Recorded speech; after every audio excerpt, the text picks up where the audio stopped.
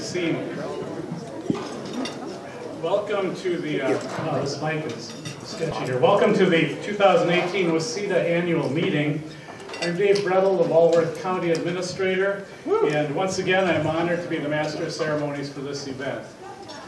You notice the American flags there at your table, and WCEDA had asked me today if we could spend a little bit of time honoring our veterans. Today is the observed Veterans Day, and yesterday, of course, was Veterans Day on the 100th anniversary or commemoration of the end of World War I. So if I could ask any veterans in the room to please stand and join me in standing, and we'd like to honor you today.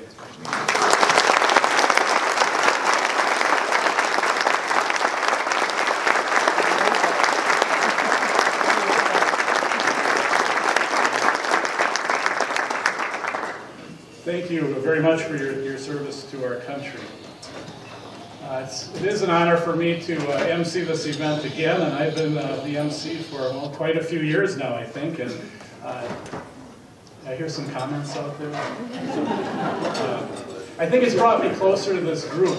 You know, the fact that you can share some feedback with me after the meeting, sometimes in the parking lot or anonymously even, shows that I think you're really willing to communicate with me, and I appreciate that. It convinces me I'm certainly doing the right thing by doing this year after year.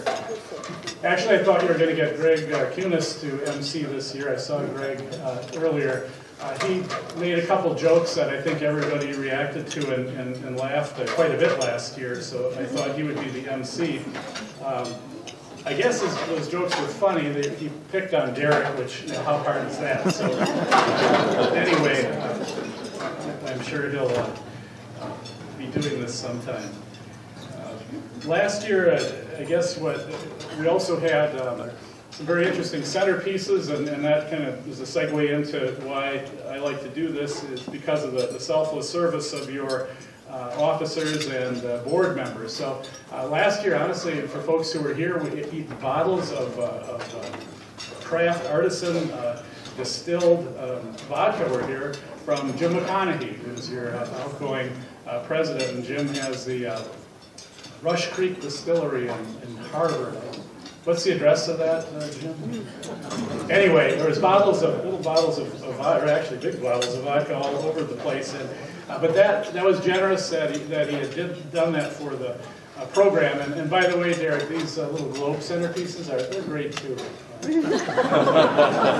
Filled with anything, but anyway, that was very generous of him to do that. But that wasn't really the most generous thing that I had seen from your board that day, and that actually occurred when Mike Jackson stepped up, and there were a lot of bottles that were left over. I think people were a little bit self-conscious to take a bottle of liquor out in the afternoon like that. But Mike insisted that he clear the tables, and he didn't want any help, and he went about that task like I've never seen. In fact, Lo put him in his trunk of his car, so on the parking lot after that. So thanks, Mike, for your great example. I'm reminded, and I think when we had that presentation on the different generations of workers, I'm reminded that not everybody is over the hill like I am, and so the WCEDA story, I think, needs to be told, and I'll definitely do an abbreviated version of that. But this is the 14th anniversary of WCEDA coming up in spring, and it actually started as a private-public partnership, and we hired a consultant to come in, and he was really on the cutting edge. He had those fluorescent stickers. I don't know if you've ever seen that, probably not, at a visioning session. But anyway, how that turned out is that folks at that meeting thought that this would be an organization that would be much better run outside of county government with some assistance, and the county has been there over the years to provide that assistance. But I think that vision was really true, and we would have been hard-pressed probably to get about 10 people together when this started, and now we've got over 200 here today, and this is just a fantastic event, and I credit you for your creativity and your commitment to improving the business community here in our county. So The theme of this year's meeting is Winning in the Digital Age, and we're lucky to be joined by our keynote speaker today, who is Rebekah Kowalski. And what we're going to do right now is just break and we'll let you eat, and I'll be back up here to move forward with the rest of the meeting. Thank you.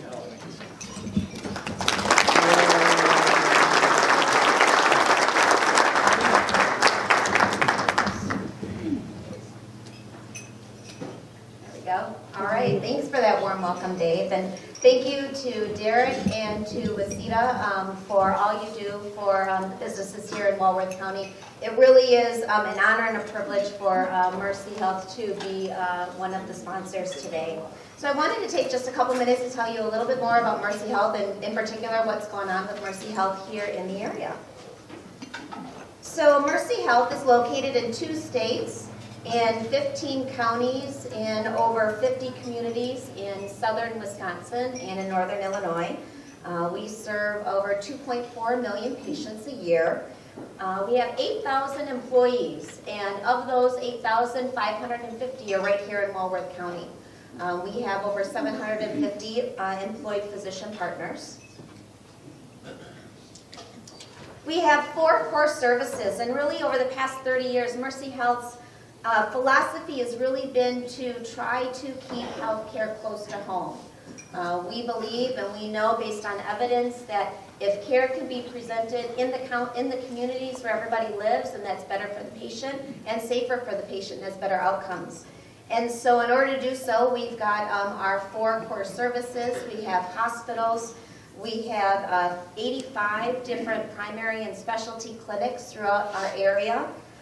We have home health, hospice, durable medical equipment, skilled nursing, other retail services, and then we also have our own wholly operated insurance program.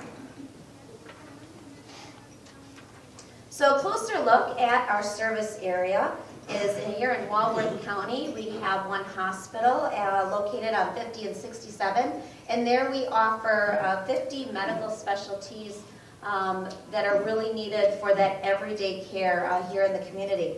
We also have clinics in Elkhorn and Delavan, in Lake Geneva and Whitewater, and here we offer a lot of the primary services, family practice, sports medicine, rehab, urgent cares. We have all of them splattered throughout the communities.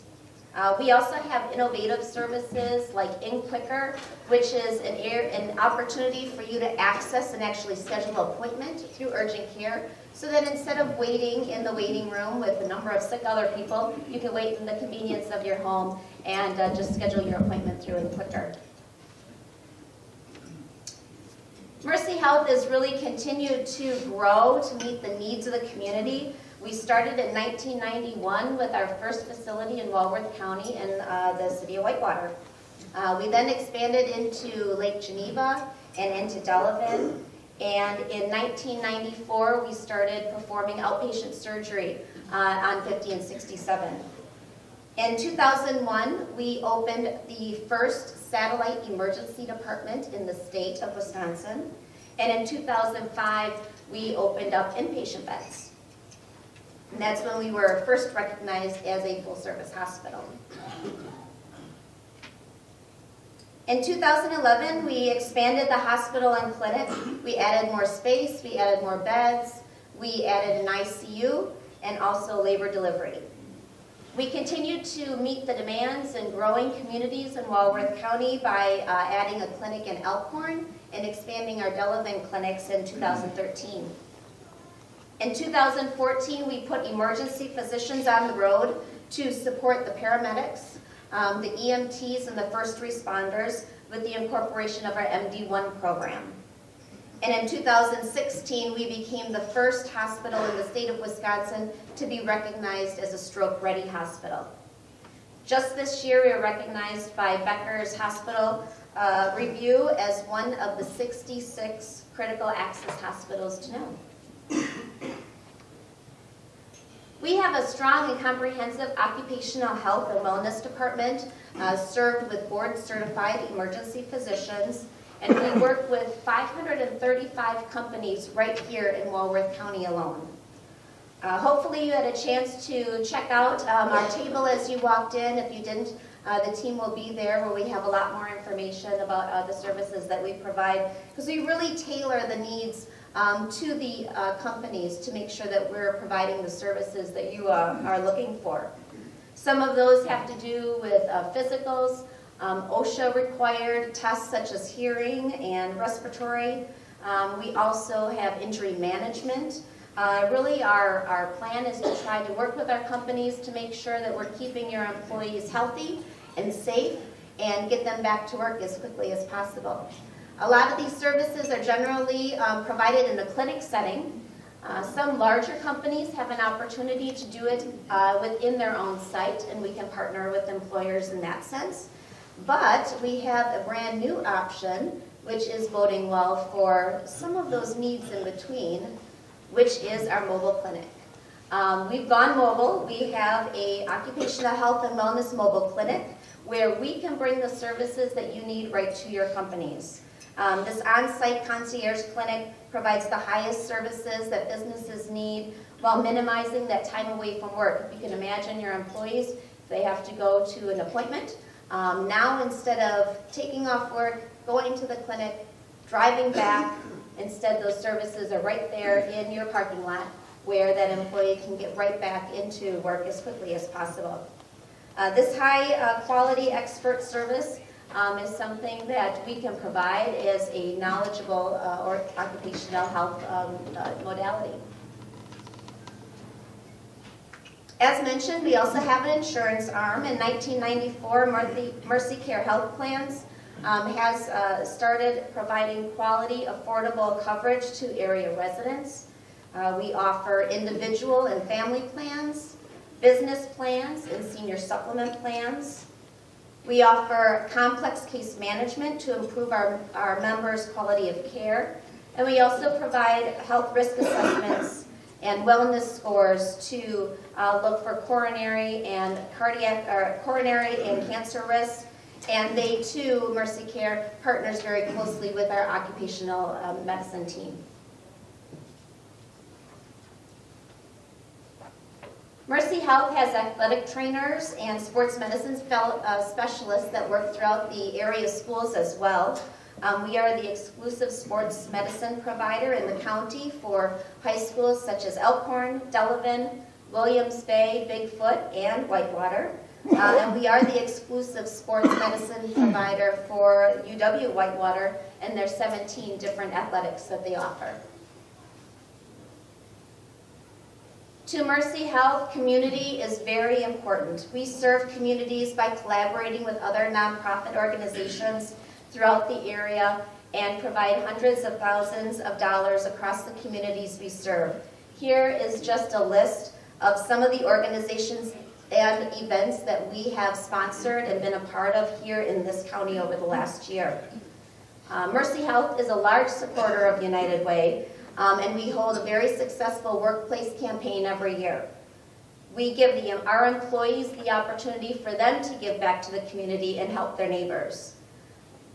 Even though this is a system-wide campaign, every dollar that is raised throughout our employees here in Walworth County stays here in Walworth County. We make it very easy for those dollars to be redirected right to the communities in which they serve. And kind of adding more plugs to United Way, we have Dan Nordzig here today. Dan is our Executive Director of United Way, and he'll have some information for you to take a look at on your way out. Some of you know I happen to have a passion for United Way as well, as I've sat on their board for a number of years.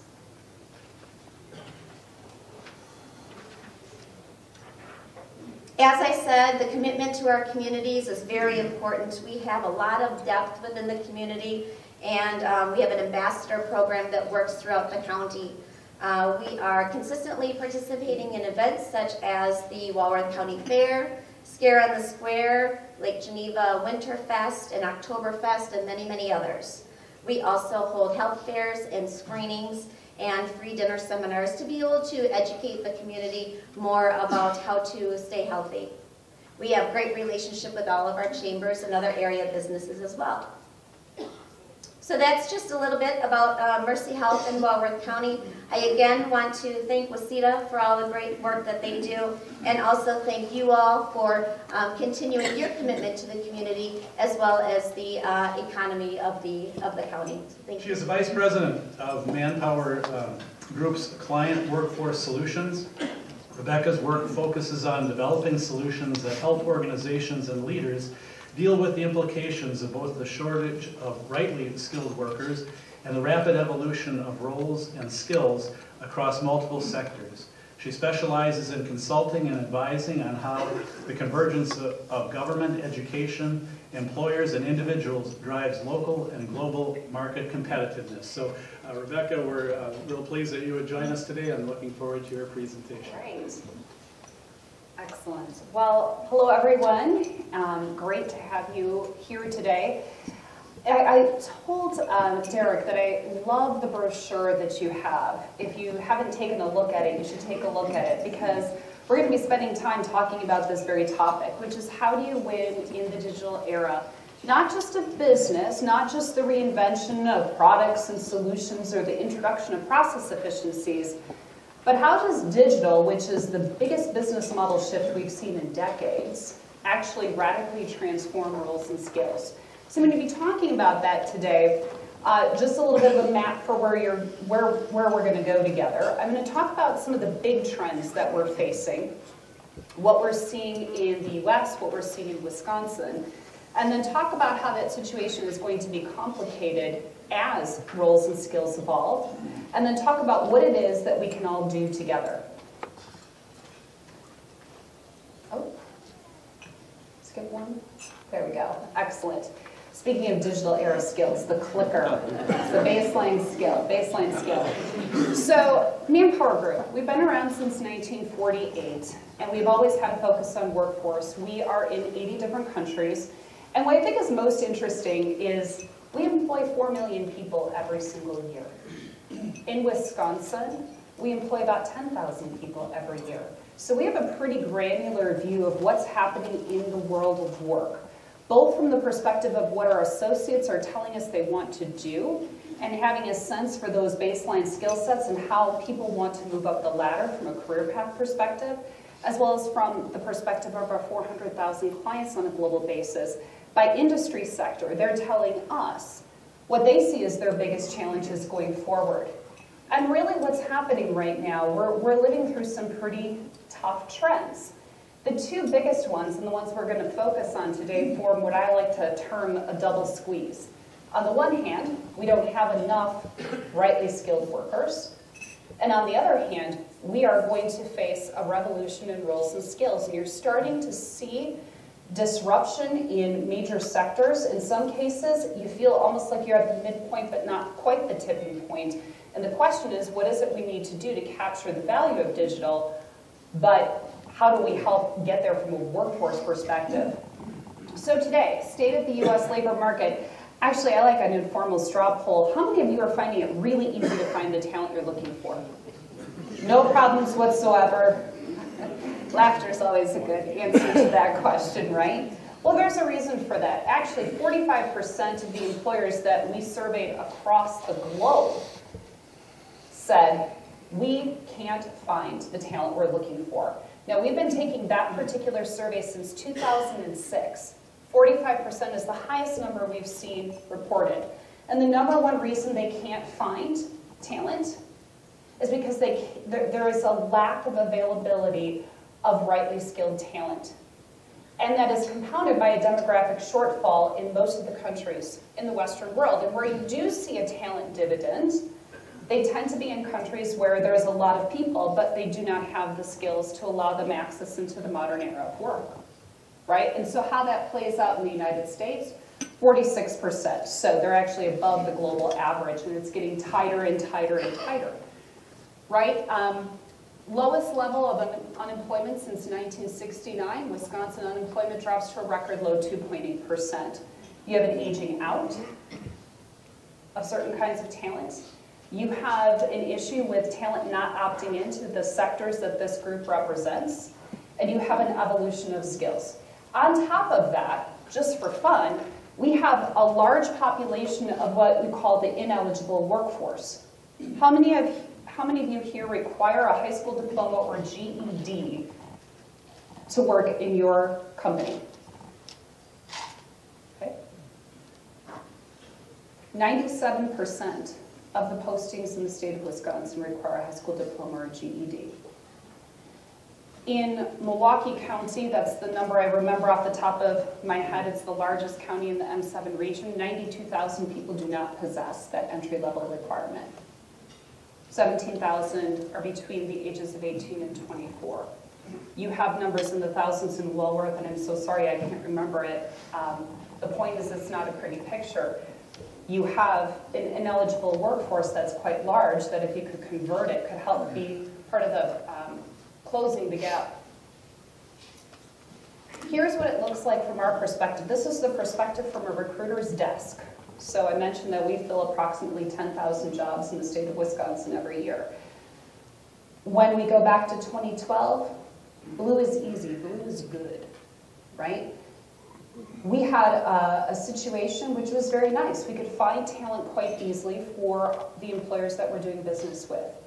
You fast forward 6 years, there are very few blue spots, and if you line up to where the populations, the big, large population areas are in Wisconsin, you find that it's an uncomfortable overlap, right? It is just getting harder and harder and harder to find the talent that we're looking for.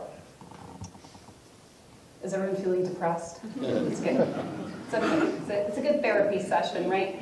And the new players coming in, like Haribo and Foxconn, will of course put more pressure on the system. So even if you took those Foxconn projections, if you read the Ernst & Young study I have, and you look at that, you wouldn't even have to hit all of the numbers that are published in that study, the high end of the numbers. Just using the low end of the numbers would put a tremendous amount of pressure on the availability of talent. The upside to this, and we're talking about this a lot in the region now and at the state level, is that that has provided a catalyst for a lot of discussions that we need to have, because a lot of the issues that we have in the state of Wisconsin are structural. There is aging out. There is significant evolution of roles and skills. There are people not opting into specific careers, right? So it does take something very big to break old patterns of thinking and behaving, and that is what this provides us with an opportunity to do.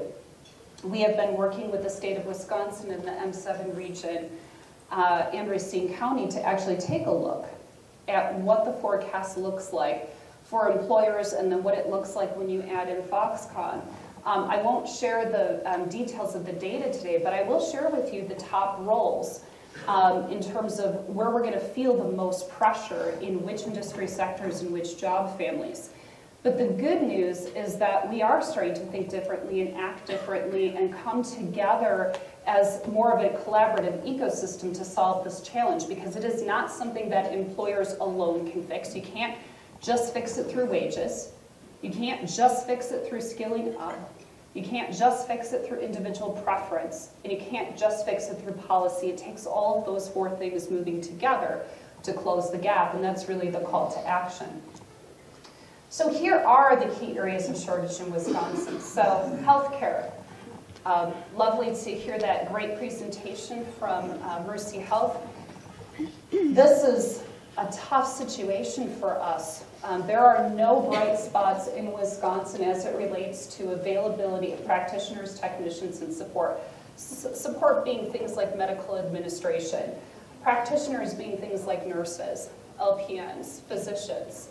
So those are key areas of shortage that are widening over the next 3 years.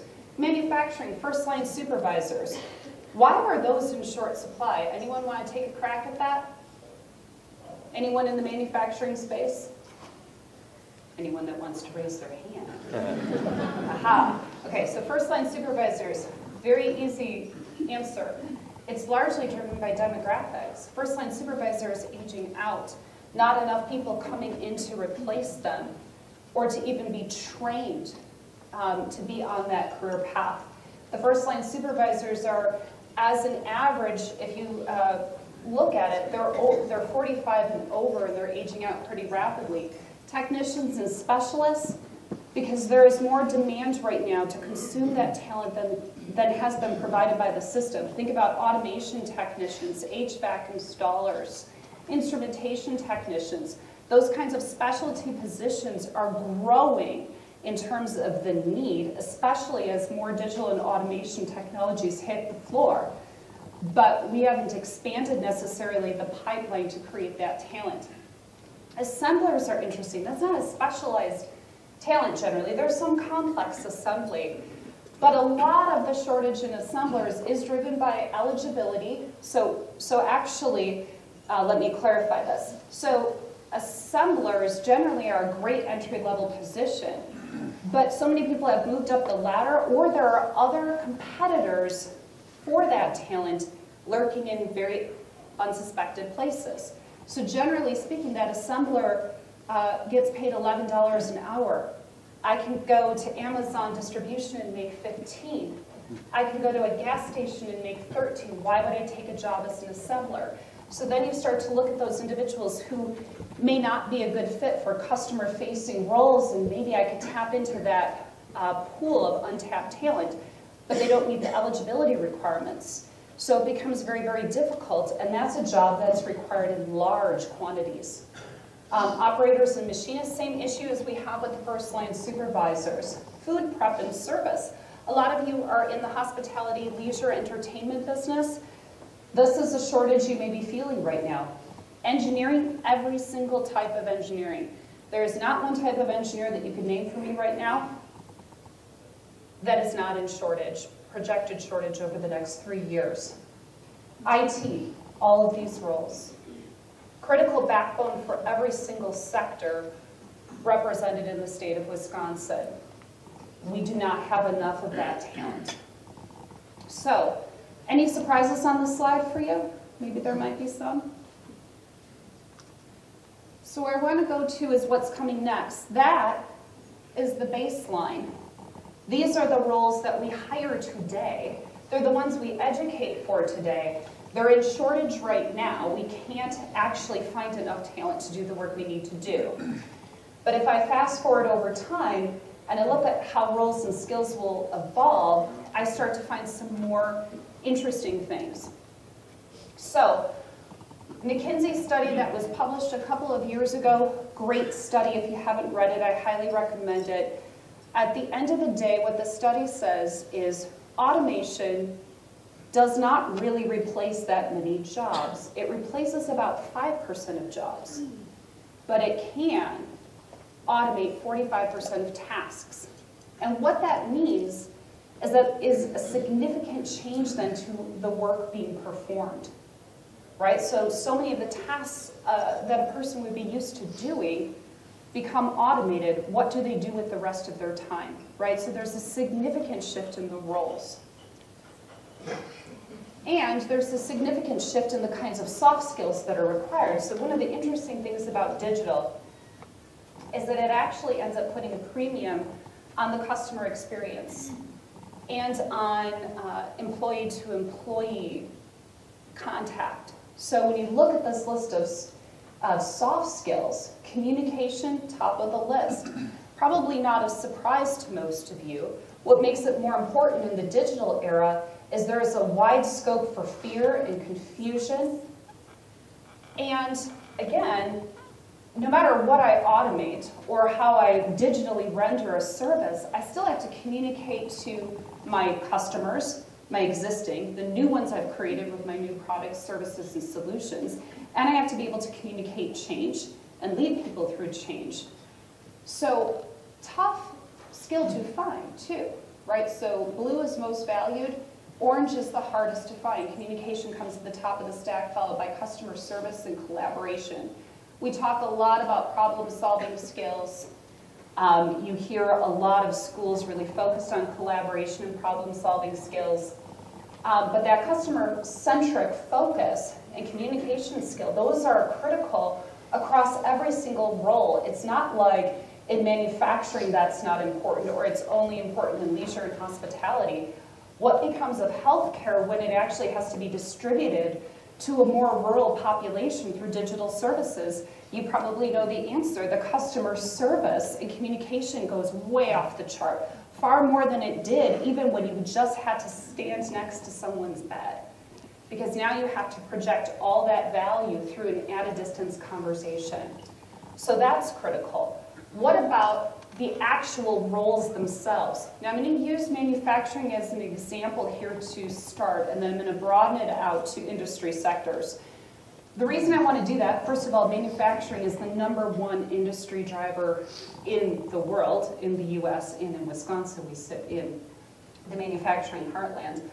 The other reason is we did very deep research in this, and the research actually works very, very well across all sectors, and it gives you a sense of the order of magnitude of change. Those percentages up there are telling you of a total pool of 165 new roles and skills that we identified through our research. What percentage of conversion is expected in each technical area of an organization? Now, if I have any HR specialists in the room, they will tell you if you're talking about changing 28% of your workforce in one part of the business, that is staggeringly hard to do. But this is the kind of shift we're going to see in an entire sector. For those of you who are in education, this is everything from the high school graduate who has strong skills around manufacturing, production, and processing roles. If you're in the technical education space, all those technicians, specialists, tester roles, they're represented. Engineers, software, marketing, everything you could possibly imagine is represented here, and it's all different. The research pulled 165. Some of them were completely new roles. Some of them were evolutions of existing roles. And I just want everyone here to appreciate, you want the benefit of the digital shift to the business. It's how you extend your value proposition. It's how you retool your products and reimagine your services and solutions. It's how you get efficiencies. But the part that we haven't done a good job of figuring out as an economy and as companies and as educators is the workforce and how it changes when and by how much. What does it look like across multiple sectors? So, are any of you in the room familiar with Tech Hub? Okay, so Tech Hub is an organization right now sitting in Milwaukee, and they are primarily driven by this vision of creating Southeast Wisconsin writ large as a technical hub. So the research shows that just the geography that's going to matter most to our future are figuring out how to leverage urban centers and connect it with other rural areas, right? And so the vision is to build technical capability in Southeast Wisconsin, seed it with entrepreneurs that are able to help maximize the value proposition of digital. Northwestern Mutual and Aurora Healthcare are two of the big entities that are a part of this. And they said I could share this with you today. What we did with them was look at, for 3 sectors that don't seem to be at all related, manufacturing, healthcare, and fintech, what does the future look like? What kinds of roles and skills would you expect to see? So starting on the left-hand side, digital era enterprise ethicist. What is that, right? Well, put simply, in the digital era, the decisions that get made around how we handle customer data, how we handle our data, how we handle market data, become much more complex. And by the way, the digital era enterprise ethicist shows up consistently across every industry sector because we're making big decisions with the most sensitive data. It's like the convergence of risk, IT, and legal all coming together in a single role that helps the company steer around big risks that they have coming forward. Product strategist, AI trainer, right? We hear about AI and machine learning. You don't get the benefit without actually having people train it on what to do. It can only do what you tell it to do and learn as you teach it how to learn. So that's something that they're going to need. A data management architect, data scientist. We hear a lot about data science, right?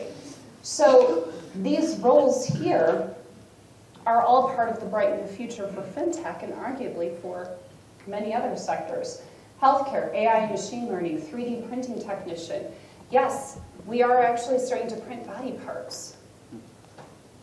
That, 10 years ago was science fiction, 5 years ago was science fiction, now it just is. We may not see a lot of roles for this right now, but they're coming because you're already seeing, I'm seeing a head nod here, 2 or 3 here, 3 or 4 there, and there's going to be a big surge.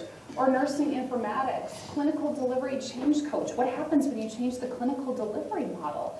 You gotta help all of those people that have been involved in that direct customer interaction to learn how to do it differently and to do it hand in hand with data. And over here in manufacturing, those technician roles and specialists, data science again, autonomous mobility engineer. I mean, my goodness, electrification changes everything. The automotive scene, I promise you, in 5 years, maybe even 3, will be nothing like what we had imagined 5 years ago. What do you do when your shop floor doesn't actually need people on it and their interface is actually with the digital technologies? Their jobs didn't go away. The way they interface with machines and the production line changes radically. So the point is nobody gets out free, right? There's no sector that will be left untouched by the digital revolution, and the key is to know what that means in terms of the kind of talent you'll need and when you'll need it and how you're going to get it. You've heard probably this statistic that 65% of the jobs that Gen Z will do have not been invented yet. Have you heard this? Yes? Okay. So then what do? How do you plan for that? Our perspective is that learnability is what matters most, and it's a term that we've coined that basically says people's ability to learn, evolve, and adapt will be most important. I can give you some of these projections and some of these projections, but inside of your business, you know that you're just 3 to 5 years away from that next horizon that you're going to cross over.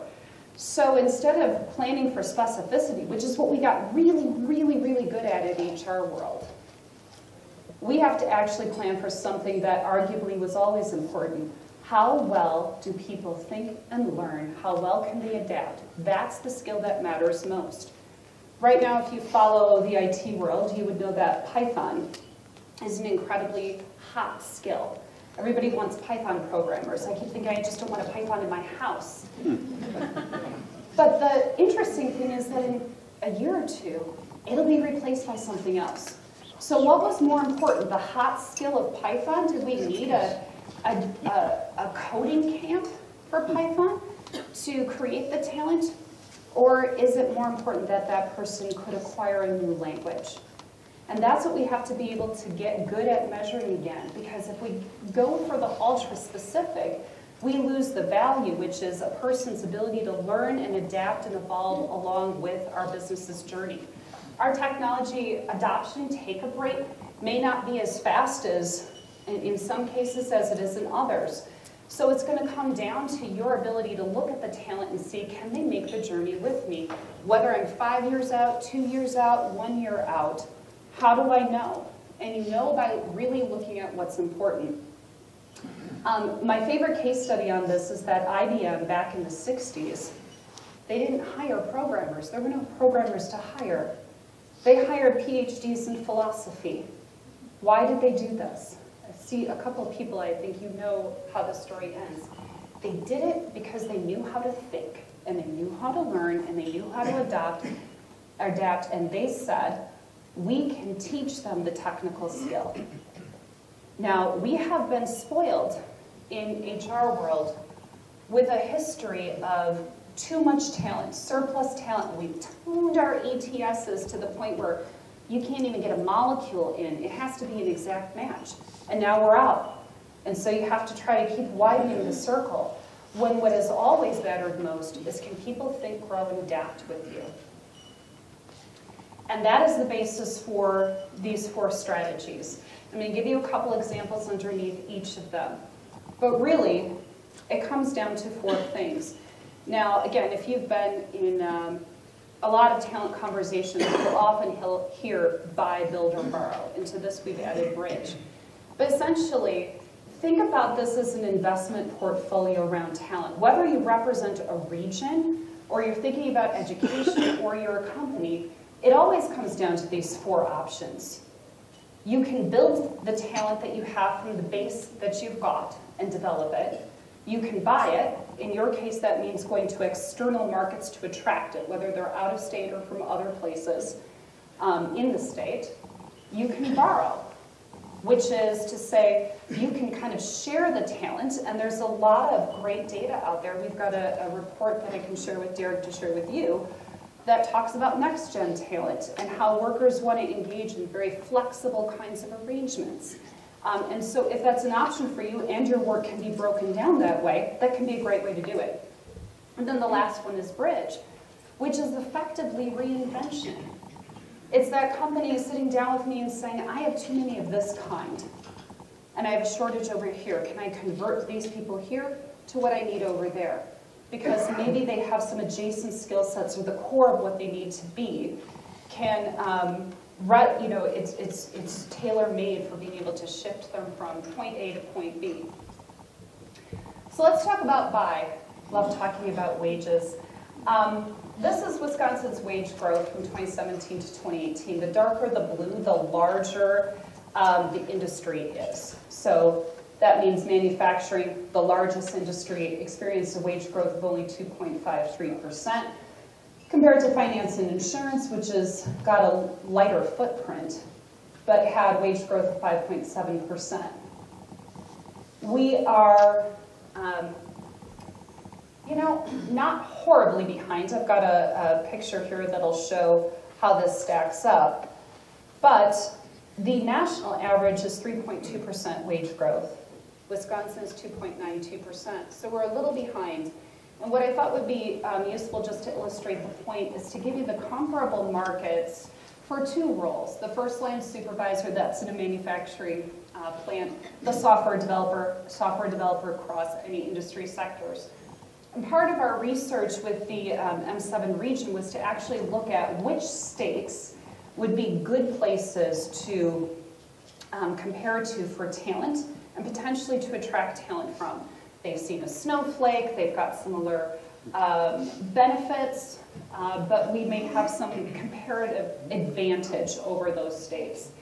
The advantage you'll see that we don't have is wages. So rule number 1 in recruiting, if you're going to try to get someone to move, don't ask them to take less than they're making right now, especially if they have a similar cost of living, right? So there are some places we trend pretty far behind. You see the biggest gaps are actually in the more specialized talent of the software developer. So it's something to be thinking about and making sure that you've actually benchmarked your compensation so that you know, are you in a slippery slope? And not everyone can afford to bid up the wages, so then it becomes a question of what's the total rewards package you can offer. We see some incredibly creative things that individuals are very interested in, and one of the best ways to get to it is actually forming those little committees inside of the business and talking about how would you create your dream package if wages could only move by, say, 10%. But if we're going to bring talent in here, we have to know, right? So let's go to the next strategy, building the talent. And I've given you an example here, but really this is all about development, right? How do we build the talent we need? Can we create supply? What's fascinating to me, that talent shortage survey that I alluded to before, for 12 years we've been doing this. And 6 of the top 10 roles have not moved off of our hardest to fill. And I thought to myself, we could have made that talent by now. We could have actually manufactured the talent we were looking for. But we didn't, right? We kept thinking that the system would actually solve it. And I'm here to tell you that it actually takes employers working together with educators to create nimble, fast, agile solutions to create the talent we're looking for. In the case of the Academy of Advanced Manufacturing, we partnered with Rockwell Automation to take veterans and train them up. and have them ready within a 12-week period of time at no cost to the veteran to become instrumentation and automation control techs. Highly specialized position. If you are on the automation journey, the road to being increasingly digital, a critical role, but a huge shortage. When we looked at the top 20 companies hiring for this, it was about, it was almost 2,000 in the snapshot of time that we took that they were hiring. So we have a desire to actually, infuse some of this talent back into the system. But we're going to need a lot of nimble solutions like this.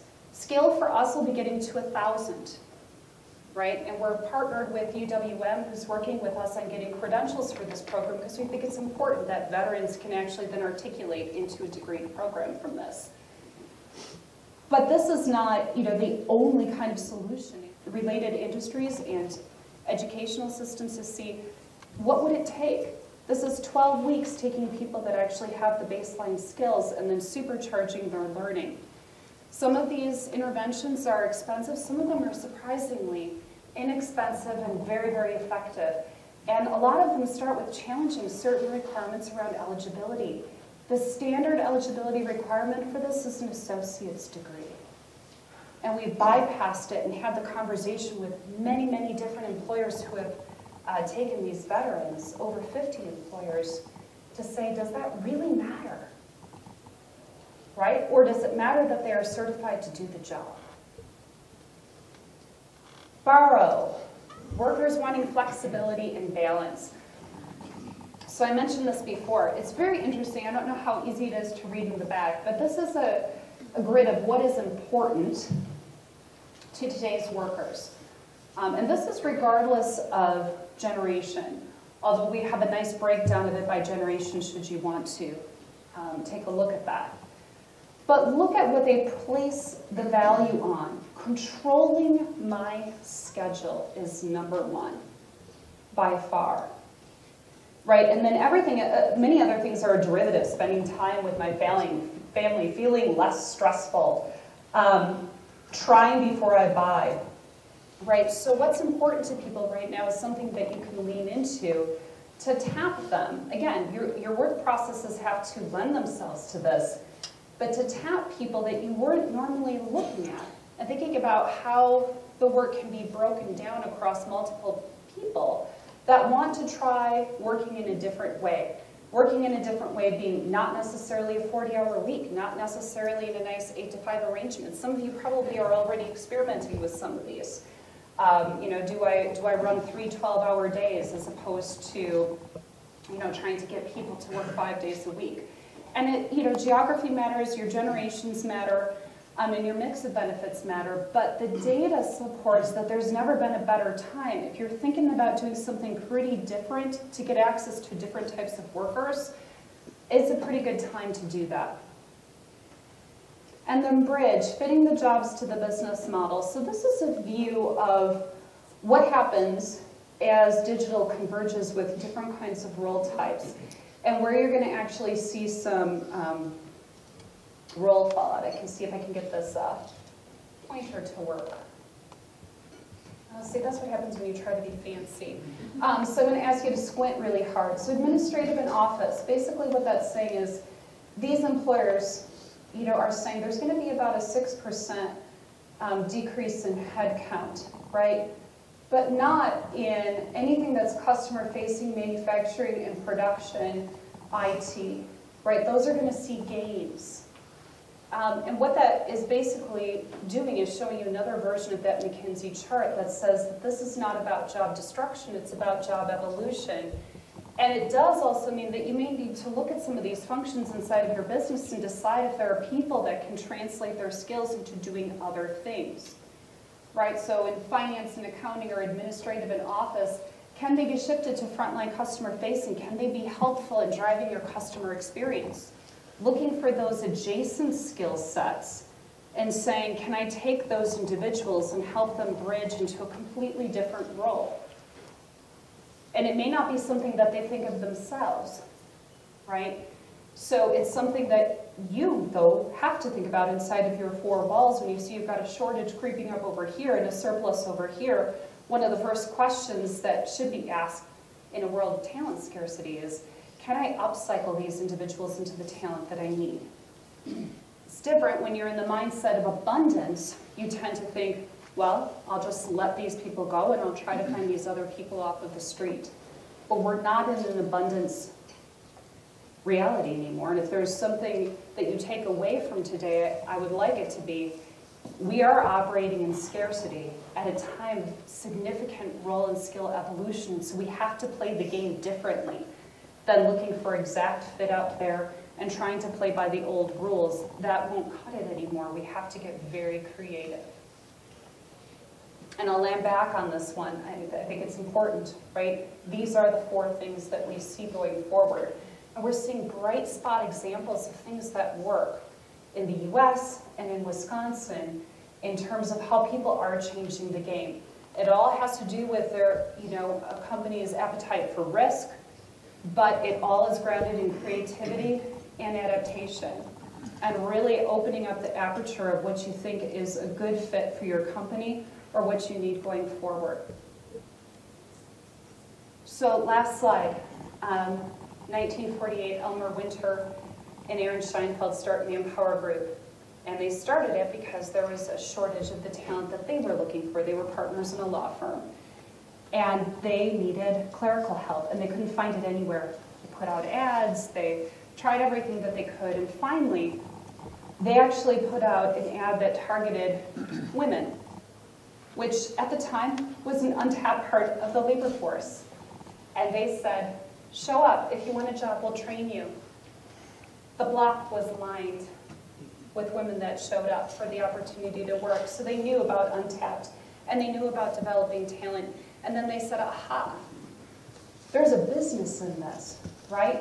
And it was all grounded in this idea that maybe we could do well by doing good. If we can help people find their essential meaning and help them become employable through training, they can have a future, and that would be a great way, a values-based way to build a business.